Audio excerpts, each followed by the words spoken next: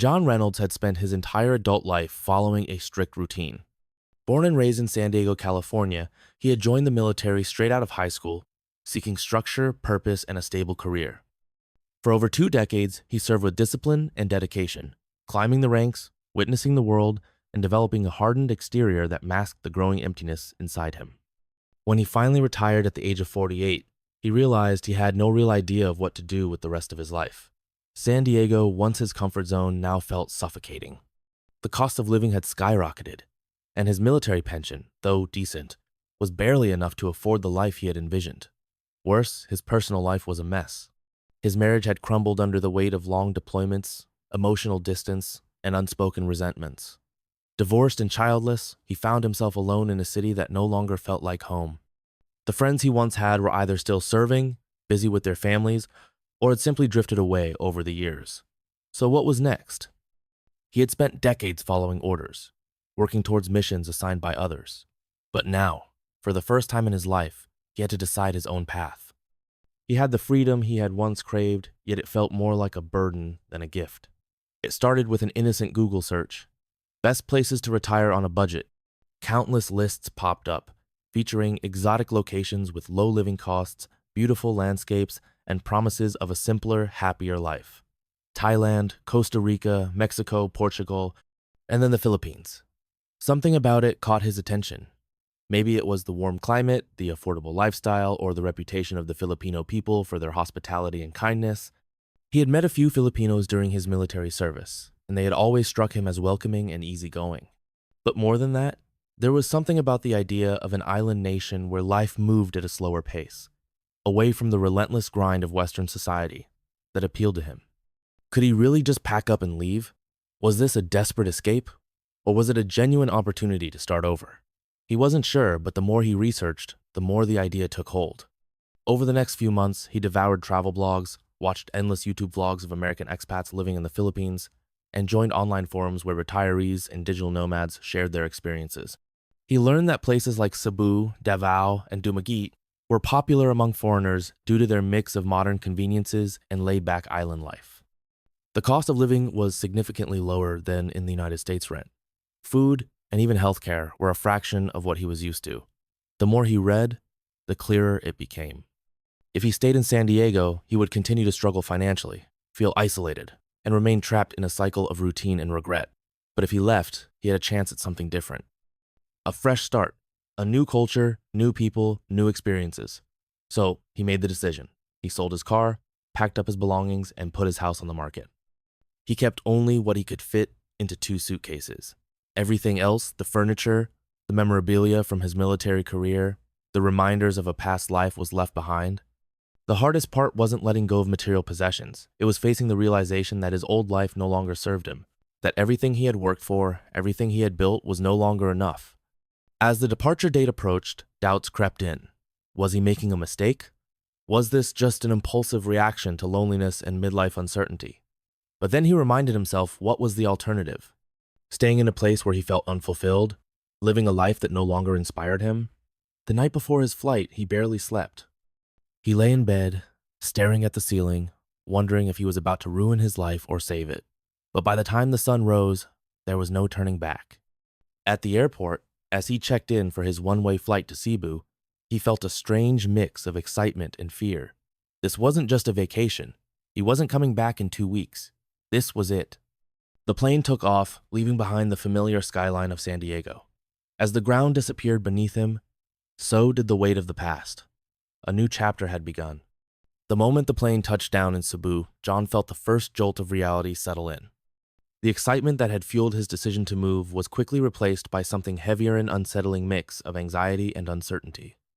He had spent months imagining this moment, picturing himself stepping into a new life with ease, but now that he was actually here, everything felt off.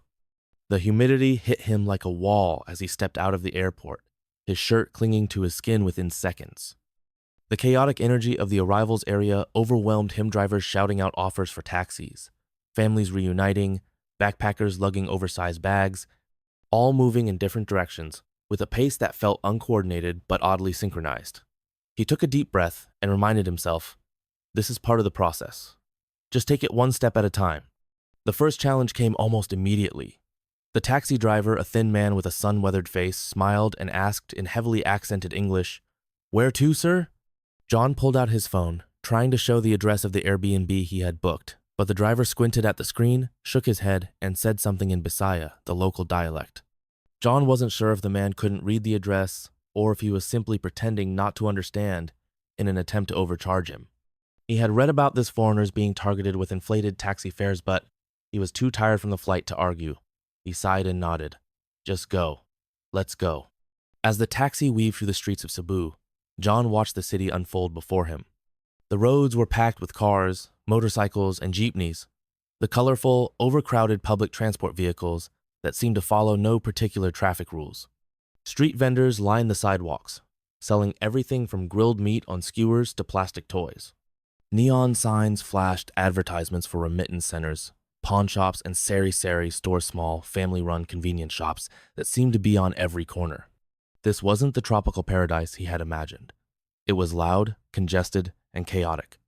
He had pictured white sand beaches, palm trees swaying in the breeze, and a slower, relaxed pace.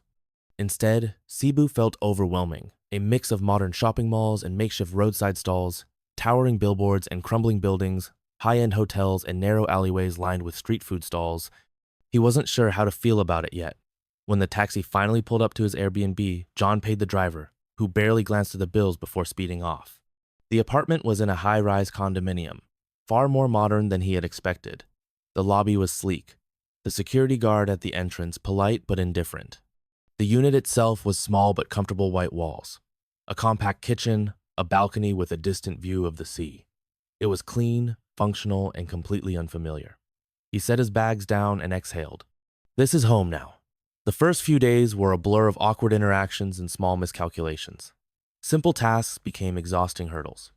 Grocery shopping took twice as long as it should have because the products were unfamiliar, the labels in a mix of English and Filipino. Ordering food was an exercise in patience as he tried to decipher the menu, unsure of what was safe to eat and what might upset his stomach. Even the currency confused him. He had exchanged his dollars for pesos at the airport, but the bills felt strange in his hands, the numbers disorienting. He caught himself hesitating at checkout counters, mentally converting prices in his head, wondering if he was being overcharged or if he was just terrible at math. And then there was the loneliness. For all the people around him, John had never felt more isolated. Conversations around him were a mix of English, Filipino, and Bisaya. But even when he understood the words, he felt like an outsider. He ate most of his meals alone, in restaurants where waitresses smiled politely but quickly moved on. He wandered through malls without direction, killing time without purpose. He had always been independent, but this was different. This wasn't freedom. This was disconnection. At night, he lay in bed staring at the ceiling, questioning everything. Had he made a mistake? Back in San Diego, he had felt stuck, but at least he had known his place. Here, he was starting over at nearly 50 years old, and for the first time, he wondered if he was capable of it. The breaking point came on his 6th night. He had gone out to explore a nearby street market, thinking it would be a good way to experience the culture. The air was thick with the smell of grilled meat and fried food, the sounds of vendors calling out their prices, the hum of voices in multiple languages. He had just bought a bottle of water when he saw a group of locals sitting on plastic stools, eating together, laughing effortlessly. He had never felt more alone. As he walked back to his apartment, he felt the weight of his decision pressing down on him. He had spent his life in structured environments, surrounded by people who shared the same mindset. But here, he was completely on his own. What was he supposed to do now? That night, for the first time, he considered going back. Maybe he wasn't cut out for this. Maybe it was too late to start over. But then, something unexpected happened. Lying in bed, scrolling through his phone, he came across a Facebook group, Expats in Cebu. A community of foreigners living in the city, sharing advice, organizing meetups, helping each other navigate life in a new country. He hesitated before clicking join. The next morning, he woke up to 5 messages from people welcoming him. Maybe he wasn't as alone as he thought. John had never been the kind of man to ask for help. Decades in the military had taught him to be self-sufficient, to handle problems on his own, to push through discomfort without complaint. But now, in a foreign country where everything felt uncertain, he realized something important.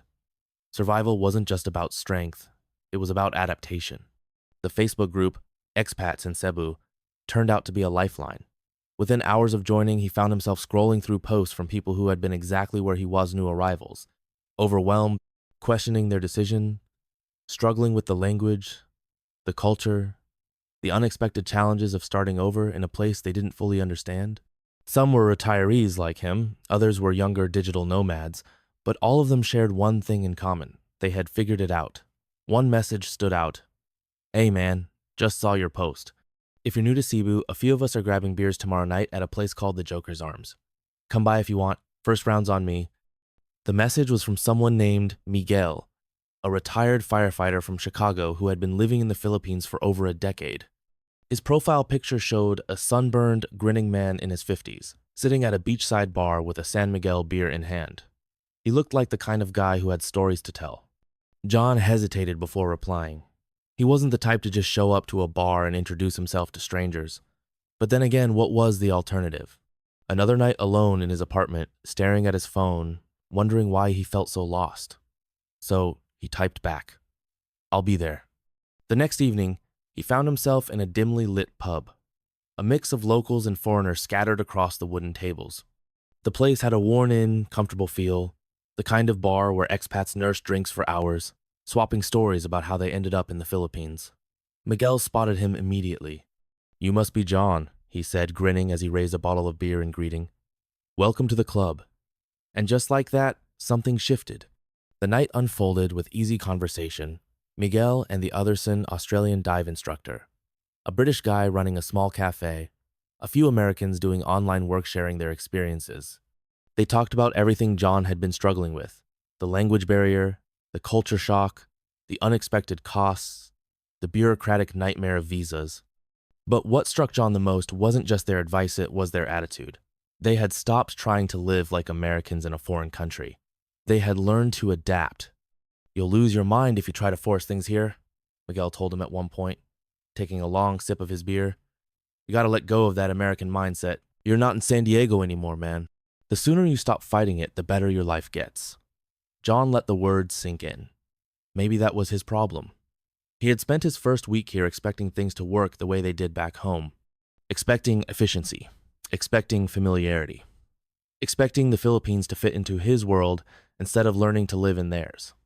That night, as he walked back to his apartment, the streets buzzing with the usual chaos, motorcycles weaving through traffic, street vendors calling out their prices, groups of people laughing on the sidewalk, she saw it all differently.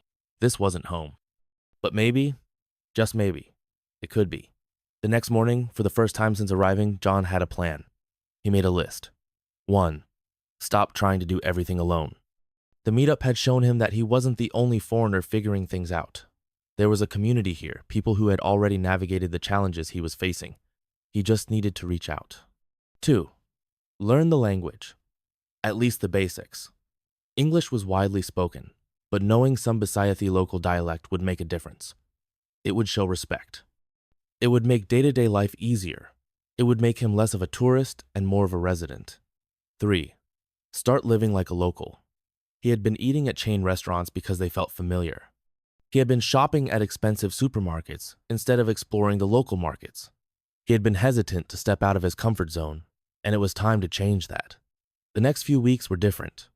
Instead of isolating himself, he went out more.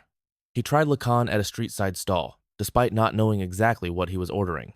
He learned how to ride a jeepney without looking completely lost.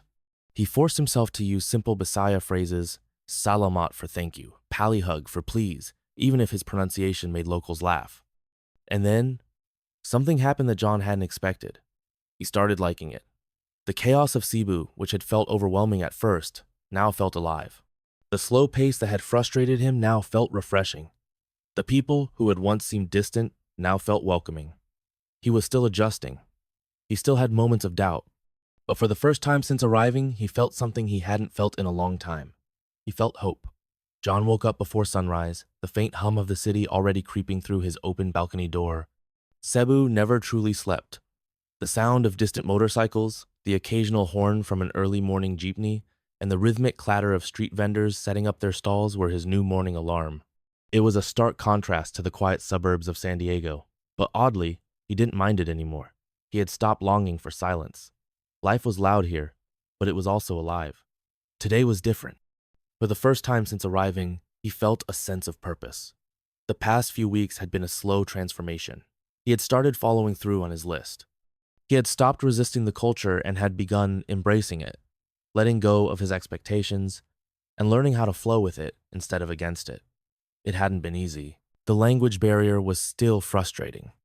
No matter how many times he practiced his Bisaya phrases, locals still laughed at his accent. But instead of feeling embarrassed, he laughed with them. He had learned that humor was a key part of Filipino culture deprecating, lighthearted, easygoing.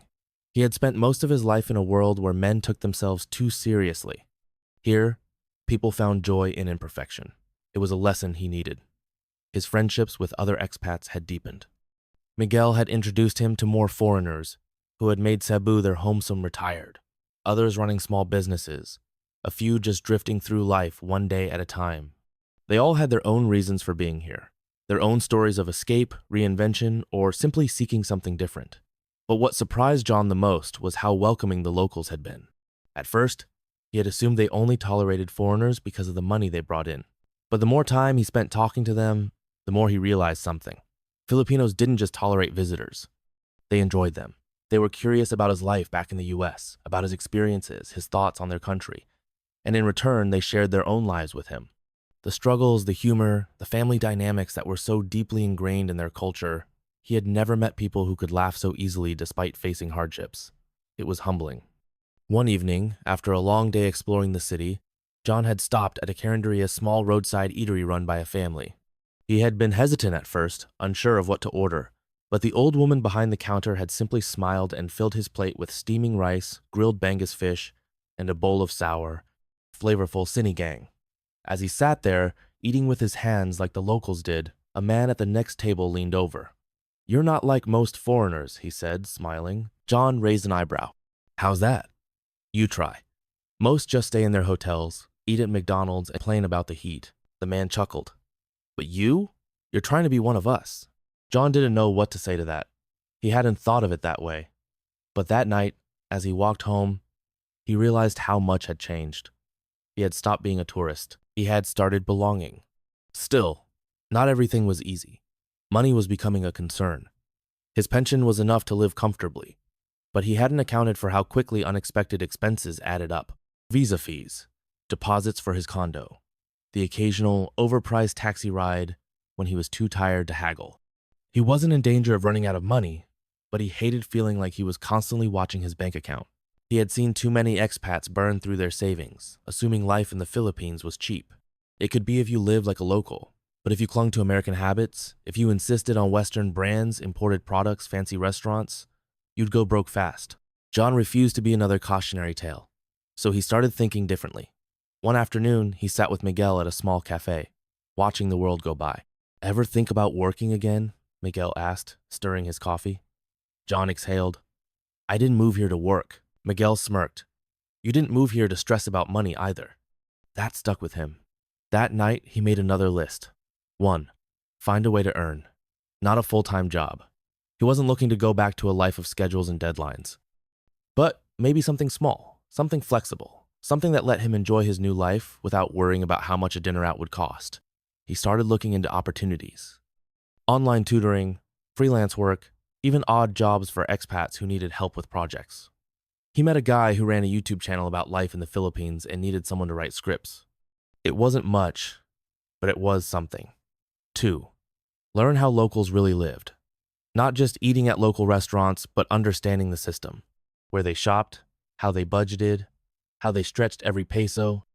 He started talking to street vendors, asking how they made a living, how they managed to support entire families on what seemed like so little. And what he learned changed everything. Life in the Philippines wasn't about earning more, it was about needing less. People here didn't stress over money the way Americans did. They didn't obsess over savings accounts or retirement plans or investments. They lived day by day, helping each other when needed, sharing meals, finding happiness in community instead of possessions.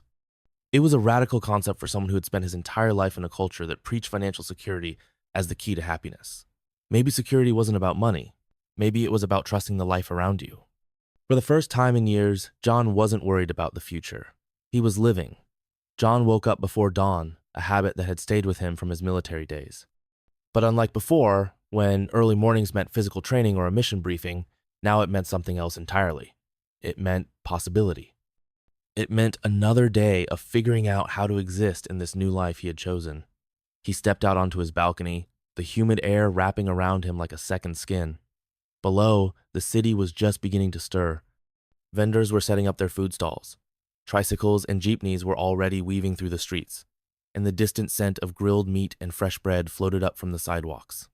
John had always been a man of control. Structure, discipline, order, those were the things that had defined his life for decades. But here, in Cebu, everything was different. Life was unpredictable. Plans changed on a whim. Bureaucracy moved at a snail's pace. And yet, somehow, people embraced it. They didn't fight it. They laughed through the chaos, adapted, and kept moving. Could he learn to do the same? The thought stayed with him as he got dressed and made his way to a small cafe he had recently discovered. It wasn't one of the big Western-style chains. It was a local spot tucked into the side of a building, run by an elderly couple who served strong coffee and warm pandesal. They recognized him now, greeted him by name, and always made sure his coffee was refilled without him having to ask. "Good morning, John," the old woman said as he took a seat. "The usual?" He smiled. Yeah, the usual. That was new. The fact that he had a usual.